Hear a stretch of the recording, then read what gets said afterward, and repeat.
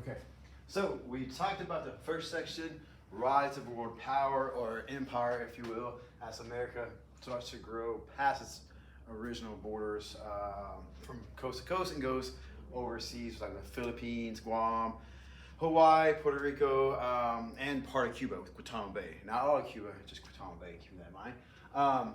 And now we go to the next level, American World War I. Some teach this all as one section. I like to break it up just to make it a little bit more, lesser chunks makes it easier to understand. But American World War I is pretty self-explanatory. We talk World War I and then America's involvement into it. And next time we have our test. So this is our unit 2, just 2 short sections. We'll start with American World War I.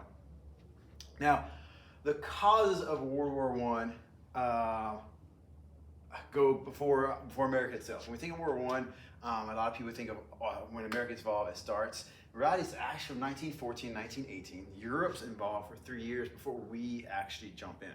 We actually avoided it at all costs at first. I know it's weird to hear America avoiding war, but nonetheless, it begins in Europe in 1914. We get involved in 1917. So there's a lot that has nothing to do with us, and some that has little to do with us.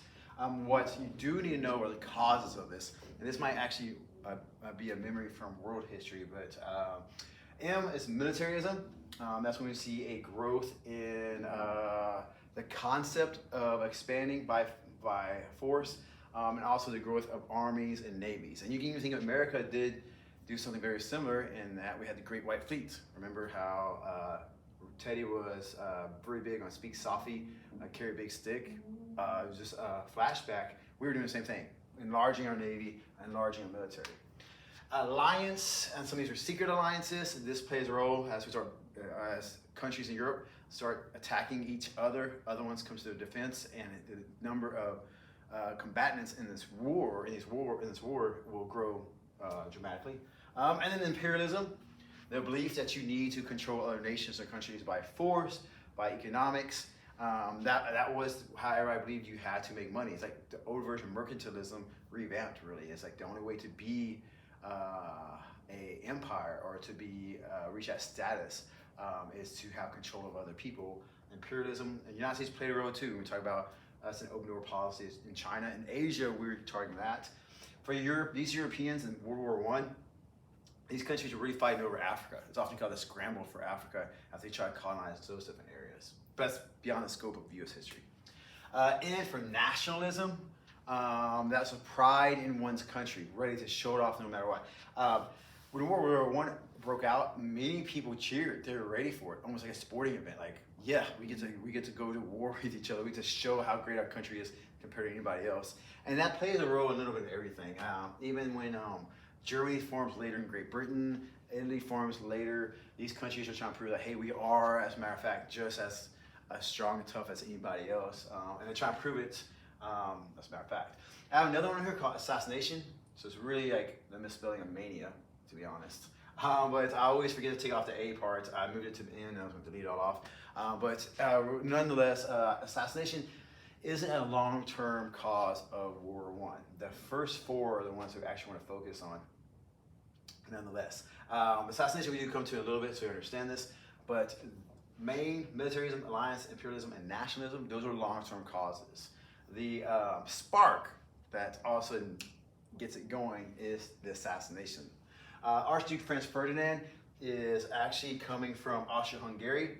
When we say Archduke, we think royalty, not necessarily prince, but pretty high up there. He is visiting Serbia. And in Serbia, he plans to fly in their land, go on a parade to town square, essentially a town square, give a speech and come back and leave. But there's a lot of tension going on right now in the Baltics. And that's this area here, we call it the Baltic area. So there's a lot of issues as far as nationalities go, and people that are lumped together in countries that are forced together, and some that want independence. Austria-Hungary, as you can see how large it is, this time had grown pretty big. If I actually look at the history of Central Europe, both Germany and Austria-Hungary had grown rather large, and pretty much like ate up other countries to form into one. And there was this mood and sense that Austria-Hungary was going to conquer Serbia. They were really influencing their force on it, and there were many people in Serbia that wanted, and for their viewpoint, independence, complete independence from Austria-Hungary. Like, get out, leave us alone. And so for this Archduke to come in, it really upset people, but especially one group, and it was a terrorist group. Remember, terrorism is defined as act of violence to get your idea across. There's one terrorist group called the Black Hand. They will actually set up an attempt to assassinate the Archduke, and they actually miss. When he's on his parade route, one of them steps out, throws a bomb, it bounces off the hood of his car and goes behind him, and actually explodes a car, people behind him. And there's a couple of generals in that car, and they're hurt from it. He's rushed off, he still continues, he goes, gives a speech, and on the way back, he says, hey, the Archduke says, I want to go visit the generals in the hospital to see how they're doing. And fate will have it that his driver gets lost, and he takes a wrong turn, trying to look for his hospital, and right there on the corner where he takes a turn is a cafe. And in his shop eating a sandwich are one of the members of Black Hand. And he sees a car turn and realizes he's going into his dead end. And it turns out the guy's going dead end to turn around, we believe. But the gentleman, the would-be assassin, puts down his sandwich and he goes out there, sees him right there, easy shot, open, walks up to him, shoots his wife, shoots him, and flees the scene, essentially. What's ironic is as he dies, some of the last words is he tells his wife to stay alive. Sophia, stay alive for her children. Of course she doesn't. And then after she passes, he's still alive and everybody's trying to help him. And they ask him if he's okay. He says, this is nothing. This is nothing, as he slowly passes away. Sad, but it's ironic too, because he says this is nothing, but this will be the spark that starts the World War I, the Great War of the time.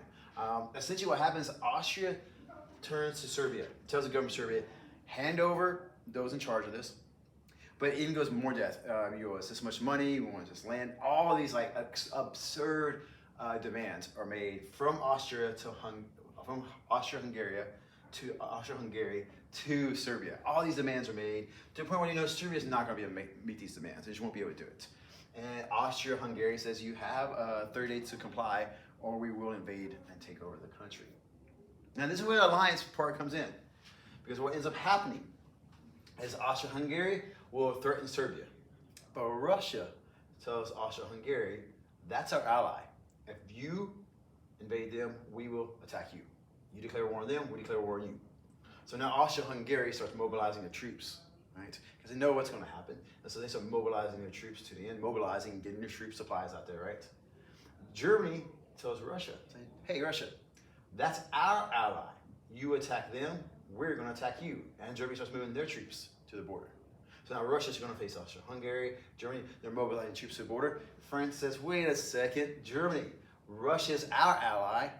If you declare war on Russia, we declare war on you. And they move their troops to the border, Germany moves some of their troops to the border. And then you have Great Britain over here sitting out and just waiting. Just waiting. Now, Great Britain actually says this. So we're going to wait this out and see what happens.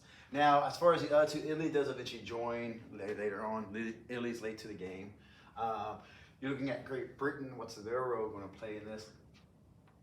Great Britain waits and sees, because they're a little fortunate because they're off to the side. And there's a lot of backstory to this. Like France and Russia had made an alliance years before this because Germany had grown so large and was a threat. When they were formed, they really upset France, and France had a secret alliance with Russia, Germany didn't know about. Austria-Hungary and Germany just had similar, not similar languages, but pretty similar cultures and ideas, and so they shared it as well. But Great Britain sits out. They're island, they're protected from it. They actually make one threat. They say, hey, Germany, if you invade any neutral country, we would declare war on you. Okay? And they knew that Germany would do this because the Germans practiced the Schlieffen Plan. This part is not about the use of history. I'm learning this in college. The Schlieffen Plan was this plan where if they ever went to war with France again, Germany ever went to war with France, they would cut through Belgium and come down to France and move quickly and fast and get to Paris, conquer Paris, and end the war as soon as possible. Everybody knew this plan because every spring Germany had practice moving troops to the border and things like that to prepare for this. So everybody knew that this was their plan of action. When Germany built its railroads, it built railroads directly to France, directly to Russia, because that was where they knew they would have to fight wars eventually. They learned that from Civil War, American Civil War, how important railroads were. So we all knew, or everybody knew that they would do this. It was inevitable, and sure enough, 30 days goes by, Serbia does not give in to Austria-Hungary. Austria-Hungary declares war on Serbia. Russia declares war on Austria-Hungary. Germany declares war on Russia. France declares war on Germany. Germany decides to move forward Schlieffen Plan. And over here, you see they some troops towards France. Most of it cuts through Belgium, comes back around. In doing so, Great Britain finally says, okay, Germany, we warned you. Now we declare war on Germany. Now, Great Britain wouldn't think Great Britain's, oh, they're great, they're just trying to keep the neutrality, they're trying to be good. There's actually a backstory to this. Germany is a threat to Great Britain, not just because of the location as close as they're getting in these neutral countries, but the balance of power, in that Germany was trying to expand their balance of power at all costs. And if you're expanding your power, your balance of power, somebody's losing. And Great Britain's worried about their empire in the world. So it's there's other things as well that play a role in that. But nonetheless, Schlieffen Plan actually works out pretty good. They get like 60 miles outside Paris. In Paris, they're freaking out. Men are leaving work in suits. They're running, grabbing whatever guns they can. They've got men jumping on as many men on a car as possible to meet the German army because they're moving so fast. The only thing that actually hurts the German army is that troops move so fast through there, the supplies can't keep up with them. And eventually the Belgian people do get pissed because like, you're invading our country, you know, kind of not cool. And they attack their supply trucks when they come afterwards. But Germany almost actually does it immediately, almost wins this war pretty fast, but does it, and it ends up meaning something entirely different. Now, I need you to think about this. If you start invading towards my country and I've got my man here, I gotta stop you, so I'm gonna start shooting at you. And one of the newest inventions that have really been modified is a machine gun. It takes me and another guy to operate this machine gun, and I'm keeping you from attacking me across the field. So just me and a handful of guys can stop a large amount of people. And then as you come at me, you're gonna say, okay, well, we can't get through here, let's try to flank them. And you're gonna come around my side here. And I'll bring in some reinforcements to stop you from here. And I've got a machine, and they got a machine gun, they're shooting at you, you're stuck here. Maybe you send some guys around this side, and they get really far before I finally stop you and shoot a machine gun at you. When you're getting shot at, you take cover. And if you don't have much room to take cover, you start digging holes. Now those foxholes, as we like to call them eventually, you're digging, you're staying on cover, keep from getting shots. Eventually when you're stuck there for long, you might start connecting the holes. And as we have troops moving, trying to outmaneuver each other, outflank each other, and go around, get farther out, however it may be, these foxholes are separated and become connected and deeper over time, and you eventually have these large trenches like you see here. The World War I is trench warfare. It's a new type of warfare. The machine gun led to that early. The new weapons of the age led to that. When you got old generals in charge with new weapons, they don't know what they're doing. The Gatling gun is like a precursor to the machine gun. That was in the Civil War. This is 50 years later, and it's been modified quite a bit, and it's pretty powerful, especially with mass production and industry taking off in the past 30 years before we get up to here. It's pretty nuts. So this is an actual picture from the trench at the time. See how deep it is. They've been there for a while, how it fills up with water. It's dangerous. You've got gangrene from your feet from getting wet. You've got rats. It's horrible. These guys are here before America gets involved. These Germans, Brits, French, they're here for 3 years, for a full 3 years, rotating out some, but not often, in some of the worst conditions. I actually really encourage you to just go to YouTube, type in 1917 movie trailer, and you can see that. You can see the conditions that they deal with. It's a really great movie. It's one of the more modern ones. I try to show just modern ones to my students because you guys have small attention span, Gen Z, no offense. But it shows you some of how the reality of it. And there's other ones too, All Quiet on the Western Front. I believe that's a Netflix original. They show you how pretty horrible this trench warfare is as well. And if you actually go in more detail, I won't for this class, for this lecture. In my classes I do, but the life of trench warfare and what it takes to conquer the trenches are pretty difficult. You've got the no man's land in the middle. Essentially that's when one side tries to attack the other side. They gotta get through this middle part. It's called no man's land because artillery is so accurate and so great by this point in history that from miles back, they can fire and hit the no man's land. So the minute you start charging with 100,000 troops, they can start hitting you. If somehow you get through the barbed wire and get to the first trench, you're gonna face a machine gun support on the back on a support trench. And even if you get through that, you got a reserve trench. Eventually you even will be, there'll be, the guys will be in trenches for so long, they'll dig holes out at the bottom where officers can go to sleep. Most part, it doesn't happen a lot. Most times, soldiers are stuck in the trenches. That's where they live for most of the war. Dig outs as well, and then people get creative. When times of war, how to kill each other, humans get pretty creative. Airplanes which were just taken off were at first used for scouting. You'd fly over and you can see where the weakness was in barbed wire, where the troops were. And if you're an airplane flying over this way and you see the other sides mass all the troops in one area, you know where they're going to attack and you warn them ahead of time, right?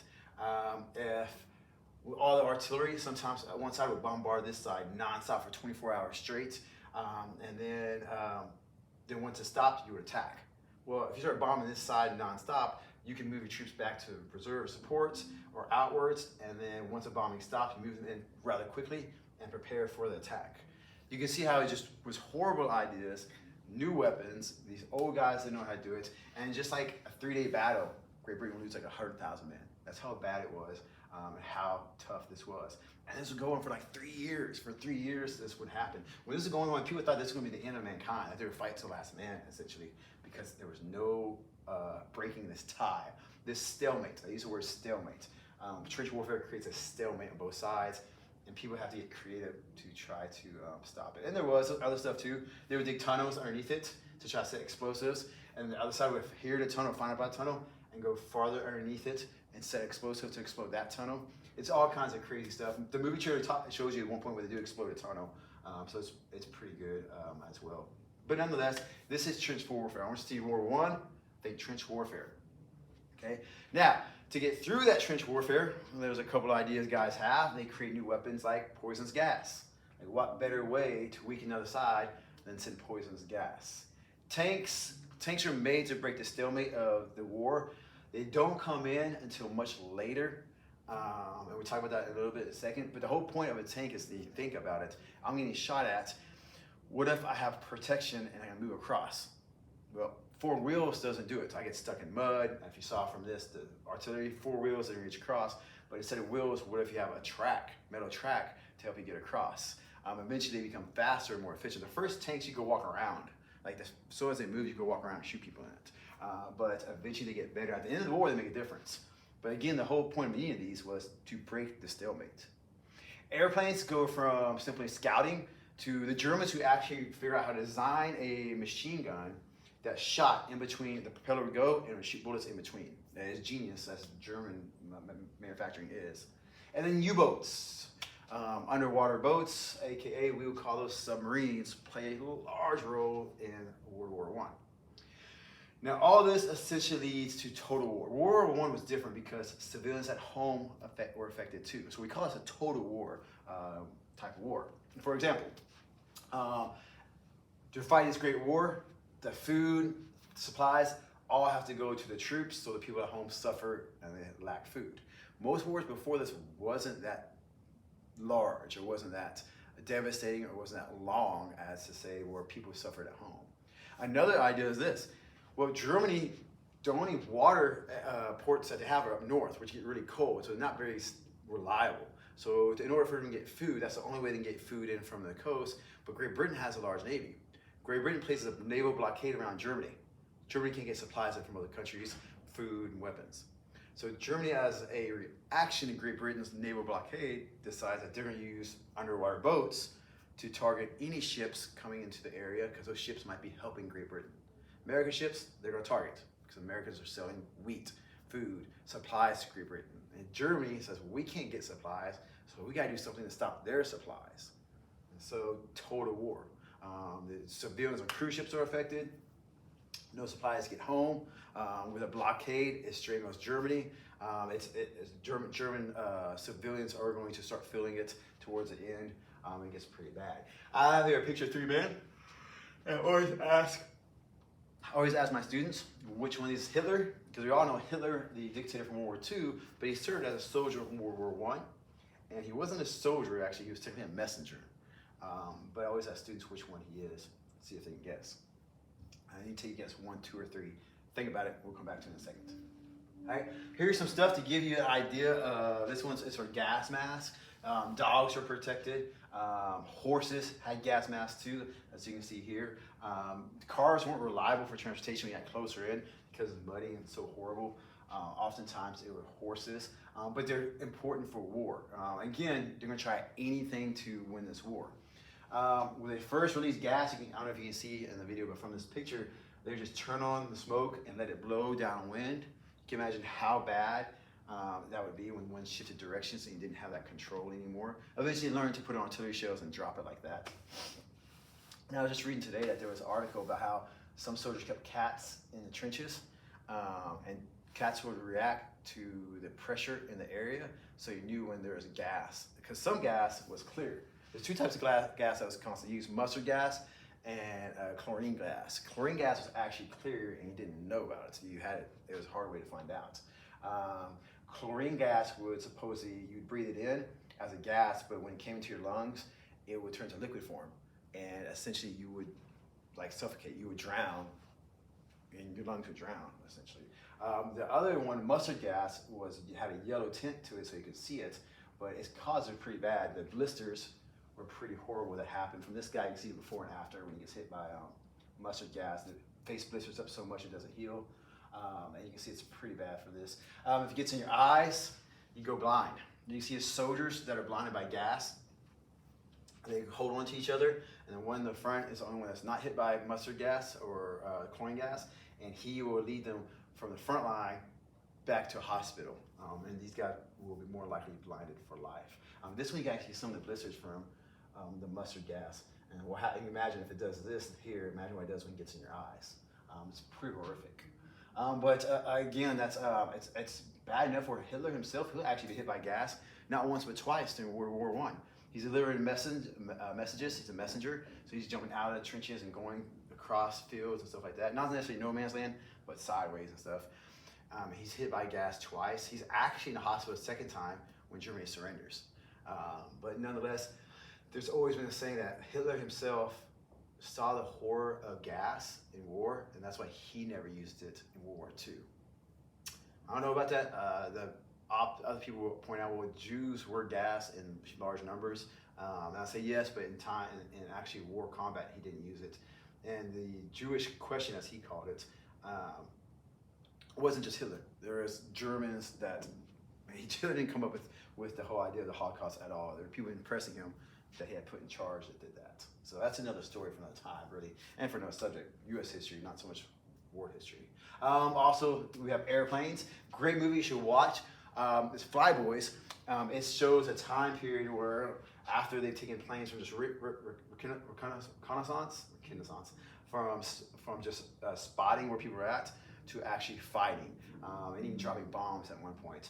Fly Boys is a good one as well. There's even one scene where they crash land by some trenches, so you can see the trench warfare firsthand. There's also, we're going to see guys like ace fighters come up. Red Baron, that was an infamous German fighter pilot that was the best before he was actually killed. There's a black and white and colored version of him. So airplanes are another innovation of the time. And then we have tanks, like I said. You can see how slow they were at first, and eventually they evolve into this. Towards the end of the war, they do make a big difference, because you could literally go across a trench if you had tracks on a tank sometimes. And they do make a big difference, but not to the end of the war before technology gets that advanced to do that. Submarines are the next one. If you actually take a look, you see the submarines here. Submarines play a big role in bringing America to the war. We should get into that in a little bit. But they're really small. These are some earlier submarines in human history. And so you'll see that 35 man, and that's all they have to operate it. And when you zoom into that one, you can see how cramped it really is. Most of it is machinery, very little space for actual sleeping.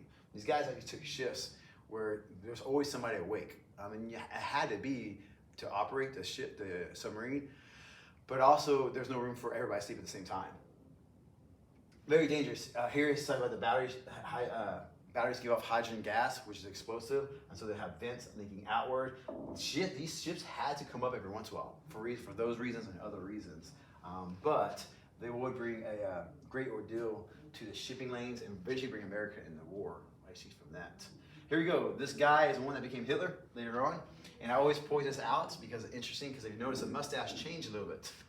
This is why the Hitler we know from World War II has this mustache shaved is because German soldiers often had this mustache. Their leader, the Kaiser Wilhelm, he had that mustache. It was one of those big mustaches that went out and curled. That was a thing to have back in the day. It made you cool, right? And if you think that's weird, think of how many dudes have to have beards now. They think it's cool no matter what. But the gas mask that Germany created, in order for it to work, it had to completely seal your face. Like if it wasn't a perfect seal, then gas could get into it, right?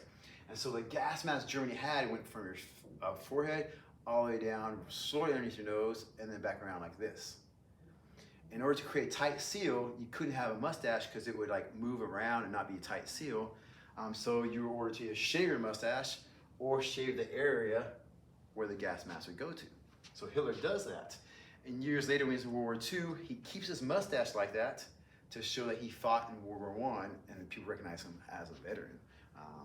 That's actually why that mustache comes to play. Most Germans didn't follow suit with that. They just shaved the whole thing. But Hitler did not, for whatever reason, thought that was still cool, instead of just shaving it. Now, all this, America stays out of it for quite a while.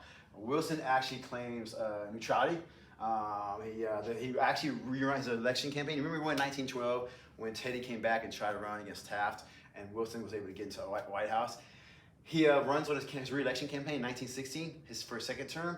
He kept us out of war because he avoids it almost at all costs. And there's a lot of times when Americans wanted war, they want to go to it. He's like, nope, we got to stay out of it. We're not right. I remember the exact reason he gave was something to like, hey, we can't fix the ideas at home, our progressive ideas. There can be no progress at home if we're stuck fighting a war. So he said, we got to focus on us first and not worry about Europe's turmoil.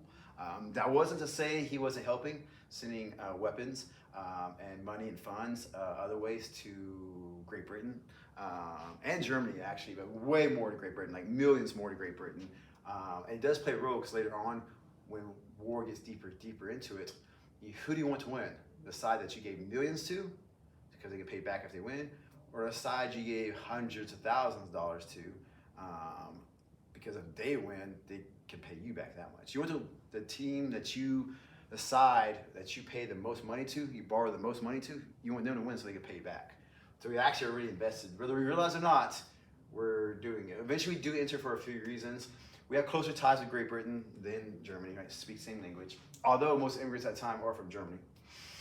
Germans' actions, what they do, and this I'm pretty much referring to unrestricted submarine warfare. And that was Germany's response, like I said earlier, was the only way they could make it, because it didn't have a strong navy, the only way they could get back and hurt Great Britain is to sink ships. And when they sank these merchant ships that was carrying this food over, it meant civilians were hurt. It meant sometimes they didn't know if it was a merchant ship, if a cruise ship. Germany would also accuse America of sending cruise ships out and secretly putting weapons at the bottom of the ship and lower, which turned out to be true. So Germany had to destroy all ships. Eventually, that is the biggest reason we get involved. And then there is a Zimmerman telegram. Essentially, Germany sent a telegram to Mexico, and it was intercepted by us. It looks like this, bunch of numbers, but when it's decoded, and by the way, a human did those decoding back then, which is pretty amazing. It is figured out that the message tells Germany, if you make war, tells Mexico, if you make war against the US, Germany will help you. After war is over in Europe, Germany will send troops over to Mexico, help Mexico claim back the Arizona, California, New Mexico, that area that they lost to the United States. Germany makes a promise, says, if you attack the United States, if you make war with the United States, Mexico, we'll come after we're done here and help you get that land back. So they pretty much make it clear which side they're on. Germany is like anti-US. And so when that Zimmerman telegram is posted, Americans are fierce, like how dare Germany try to get Mexico to attack us? How they dare try to create war over here? Americans have picked a side right away. They do not want Germany. They do not want to be on the side. Germany made it clear whose side they're on. Now, if you're worried about Mexico's reaction, it's pretty neutral at this point. They haven't said that they're going to do anything. They haven't made any inclinations. They will send troops to the border at one point. Once the United States declares war on Germany later on, Mexico will actually send troops to the border. And it almost seems as a precaution, just to make sure you're not going to attack Mexico as well. Nothing comes of that, fortunately for us, right? What does get involved is slowly, the submarine issue is probably the biggest one. But there's an idea at the time, freedom of the seas. Nobody owns the ocean, nobody owns the seas. You can say you own up to 100 miles out or something like that, or 10 miles out, whatever you want. But once you get out into the ocean, nobody should own it, nobody should control it, and you should have freedom to travel wherever you want. Freedom to trade with whoever you want. Freedom to help other people. Freedom to just travel. Nobody should own and control the seas. But you didn't have freedom of the seas if Germany was out there with the submarines targeting ships whenever they wanted. Okay, and they did this. Part of the big problem with that, to be honest, is at one point in time in history, there were rules to war. If one ship sunk another ship, your job, if I sunk this other ship, I had to go pick up the survivors and not let them drown to death. I had to pick them up and they became prisoners on my ship, but I couldn't let them drown. That was just unheard of. That rule of war said you had to save them. You think of those small submarines with 35 guys in there, they have no room for hundreds of people on these other ships when they sink these ships. So they would sink these ships and these people would just eventually drown and die. And most people in the world thought it was barbaric. How dare you cross that line? You're not supposed to do that. For Germany, this was war. They know the choice. They don't have a navy. Submarines are all they have. It's the only way they can try to even the playing field against Great Britain's giant navy. It's the only way they can stop Great Britain from getting supplies from America.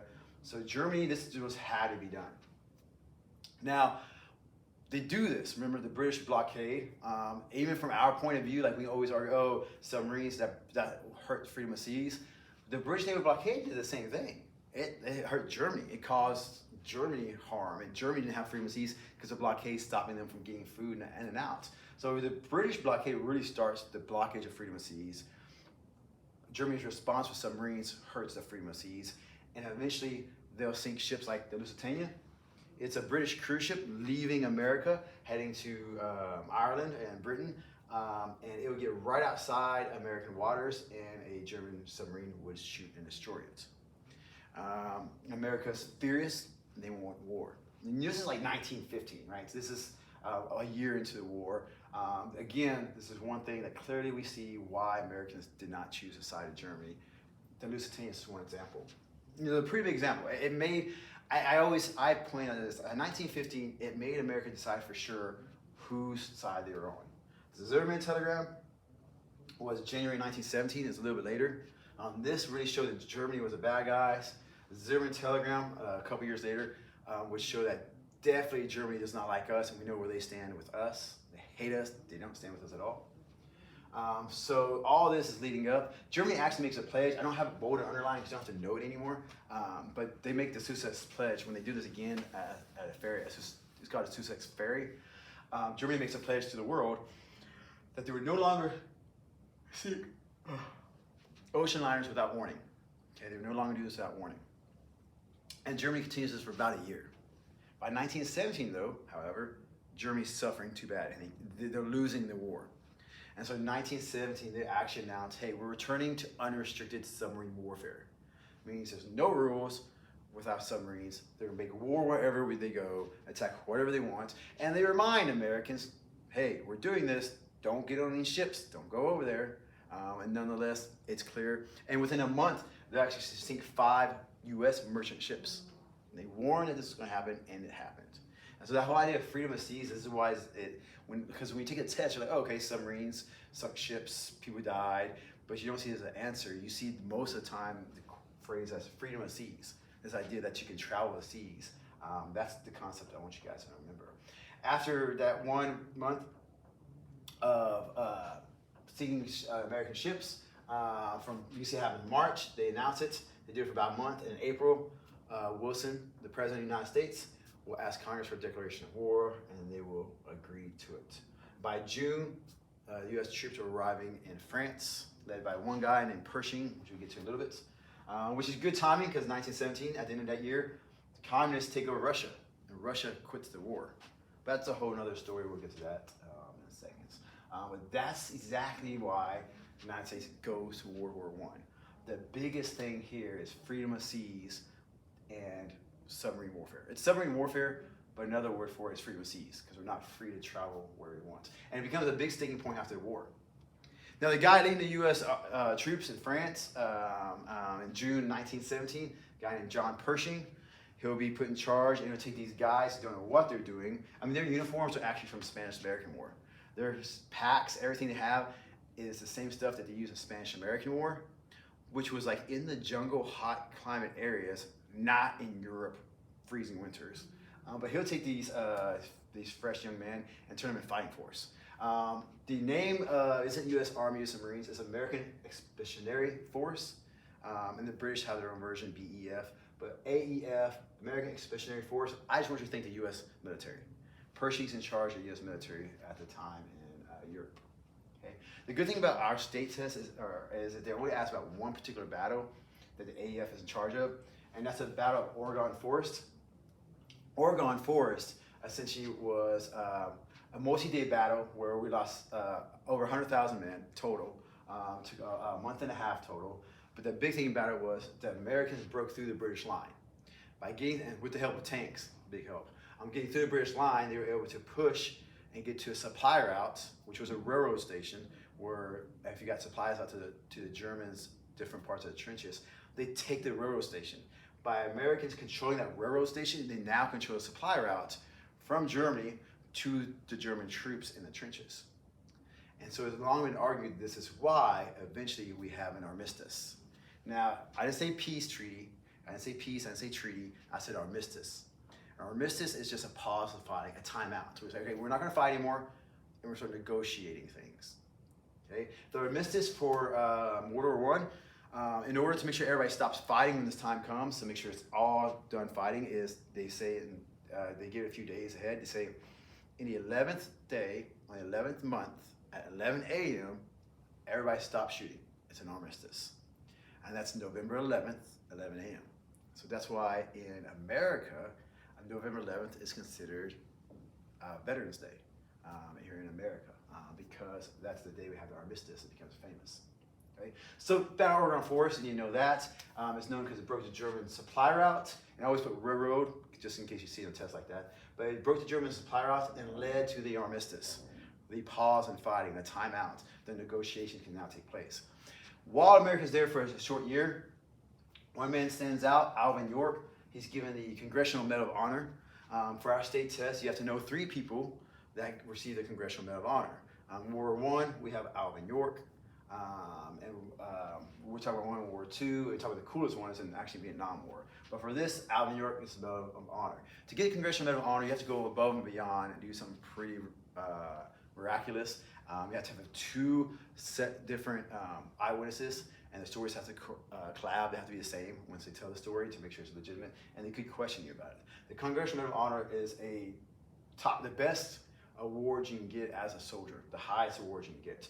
He'll get it, he'll kill 25 Germans alone and capture 132 prisoners. And he actually does this by getting into the German trench when most of his platoon dies and getting a hold of the machine gun nest and pointing it at the German machine gun nest and pointing it at Germans. But he's able to do that. And it's interesting because he was anti-war. He was a pacifist, he didn't believe in war. And so people often ask him, well, if you don't believe in war and killing, how could you do this? And his reaction was, well, I felt like if I could do this, I could kill a few Germans, stop the Germans from killing hundreds of other people. I can slow it down, the war. So I thought I was doing a good thing. Weird concept on that, but what it takes to justify it. So there's a few things on here. Make sure you know Pershing led the American forces. That's number 1. Battle of Oregon Forest was at the railroad supply for Germans was lost, and it led to an armistice. It has to know Alvin York is a Congressional Medal of Honor winner of World War I. Now, what happens at home for that one short year that we're at war? Congress does a few things that's questionable and interesting. They do pass a Selective Service Act, which you may call a draft, but a technical term for that is the word conscription. And I need to write that on there. I always tell my students, write the word conscription next to draft. Oftentimes we see it on tests, they don't refer to it as draft, they refer to it as conscription, which is actually pretty common throughout the whole world. People sort of conscription, that's used to having to fight in the army. 2 million American troops will go to Europe. As all these white males go to Europe to fight, because blacks weren't allowed in the army yet, that meant at home, African Americans and women would start filling those jobs. Now the women, not so much. African American men, yes. As a matter of fact, places like Detroit and northern cities will actually send pamphlets and send people to the South to get blacks recruited to move to the North to work on those factories. That's actually the beginning of what we call the Great Migration of African Americans from the South to the North. It also creates a huge conflict because when this war is over and these soldiers move back to their states, back to America, they find out they have job competitions that they never had before. And then also there's a lot of race riots. It's called the Red Summer of 1919, if you look that up. It's interesting enough. But also to pay for the war itself, we have income tax to pay for the war itself. But more importantly, we have war bonds, aka Liberty bonds. If you see that, I always make my students write Liberty bonds next to it because I've seen it referred to that on the test. But these are just bonds you buy that the United States makes a promise that if you let me borrow $100, and if you give the government $100, they give you a certificate, and you can give that certificate cash back in with 10% interest after the war's over. So you can make money off this by loaning the government money.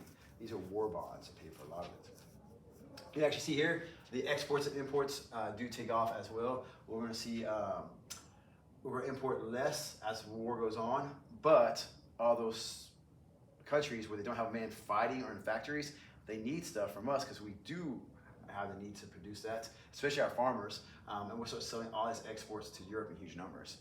So the economy booming in 1914 to 1919. In times of war, economies boom.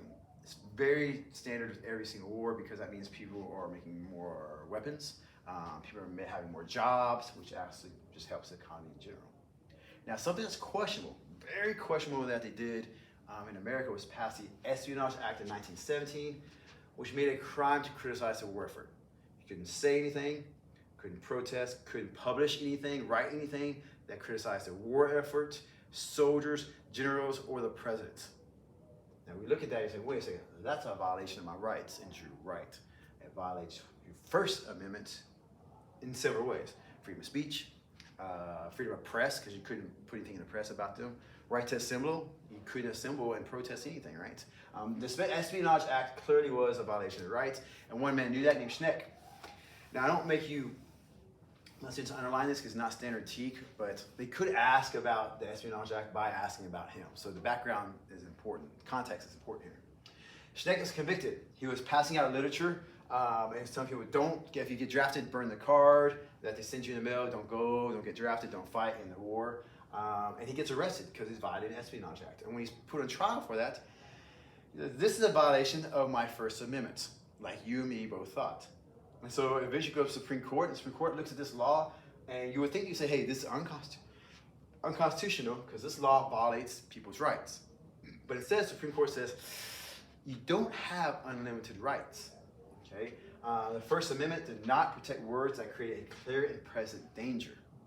This is the court case that you may have heard about where they say, hey, if somebody yelled fire in a theater that was really crowded, a crowded theater with lots of people, if I yell fire and people run and scream and they get trampled and they die on their way out, I can't claim freedom of speech because I created that danger, I created that.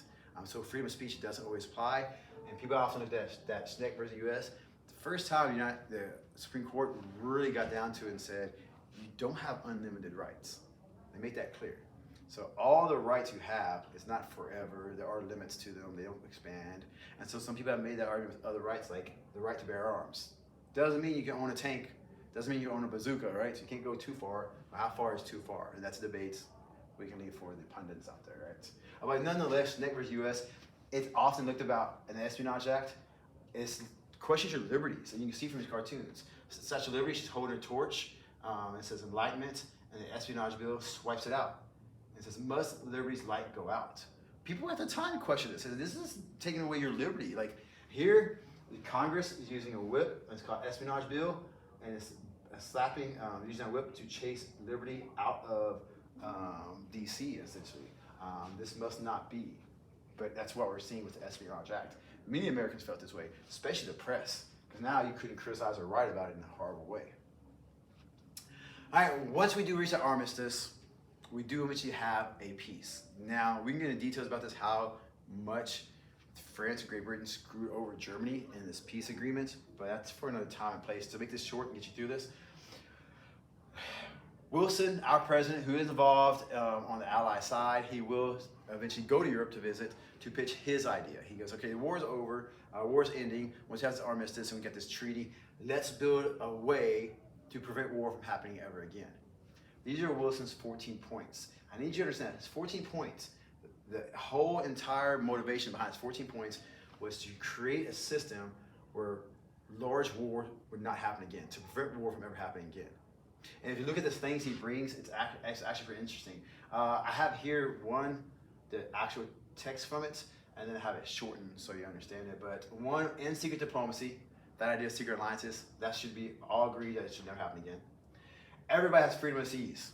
Everybody can navigate the seas wherever they want, and they should not have to worry about getting blown up. That's important. Remember, the submarines attacking us kind of brought us into the war. The removal of trade barriers. This was the idea of tariffs and other things that kept people from trading with each other, actually created more issues. A reduction of armaments. Because our navies, our armies, they're too big. And when I grow a big navy, you grow a big navy, and we live next to each other, eventually what's going to happen? There's going to be tension and we're going to go to war. Because let's all agree to reduce it to a lower level and we can stay at that level. And if we all had the same amount, there's no threats, no military buildup. Okay? Just claims on colonies. That was the idea that a lot of colonies need to be given freedom. Wilson actually pushed for this. He thought if countries had control over other colonies, essentially what would happen is it's a matter of time before we have more war and people got dragged into a world war. It's just a matter of time. He said Austria-Hungary needs to be divided up. They're too powerful. When they made that move to attack Serbia, they were too strong for Serbia to deal with on their own, so Serbia had to have an ally. Well, maybe they should be divided up, and eventually they will be. Oddly enough, by the way, Serbia quit the war after 30 days, just so you know. Create a country between Germany and Russia, the Polish people, and we'll call it Poland. Essentially, this would be Poland in between Germany and Russia. The idea of that was to put a country between these two people because they hate each other so much that you put like a buffer zone. And there was a group of people, the Polish people there, and this would create Poland. Also, the 14th point, and the most important, was the creation of a League of Nations. Wilson imagined if every country had one representative meet. If they met here, every country in the world, they could unite together to make sure war doesn't happen again. All the problems could be solved without war. Imagine if Russia, for instance, is invading another country. The League of Nations meets and get together, and if they all agree, or they vote and they agree we're all of us against Russia, Russia's screwed. The idea here is that one country couldn't get too out of control, and any issues you had, your delegate that represents your country would meet here with a delegate of another country, and you can get everything solved. The League of Nations was a genius idea. And if it sounds familiar, it's kind of like the predecessor to our United Nations, but you know League of Nations doesn't exist anymore, so you know it failed miserably, which we'll talk about in just a second. This Treaty of Versailles, that's what we're going to call the treaty, ends World War II. It is signed. Germany essentially is punished. One, you can see they lose land. Afterwards, it's even divided up. When they make Poland, they take a chunk of Poland here and then cut off part of Germany and separate them from each other. Austria-Hungary, they're split up into several different countries as well. Germany really suffers the most. They lose all this land here. Germany has all these rules. They're not allowed to have more than 10,000 man army. They're not allowed to have an army in this section at all. They're not allowed to have an air force. They're punished in the Treaty of Versailles. And really, British and French just looked at Germany and said, sign this or else we keep fighting. We'll remove the armistice and go back to fighting. So Germany really was forced to do it. In that, they admit the war gift clause. Germany has to admit in the treaty that we did this as our fault. And they also agree to pay back Great Britain and France all the money they owe them now because they did so much destruction to Great Britain and France. So the Treaty of Versailles that ends World War II punished the crap out of Germany.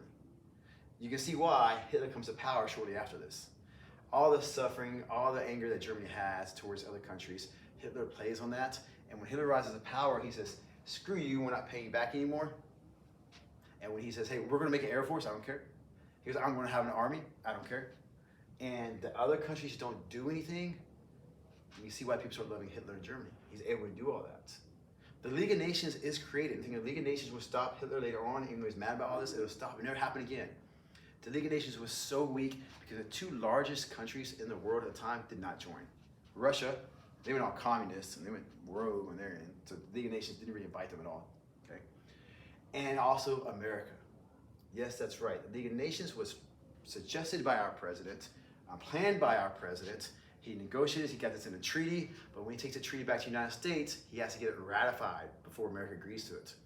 The president can't sign a treaty in just agreement. The Senate has to ratify it.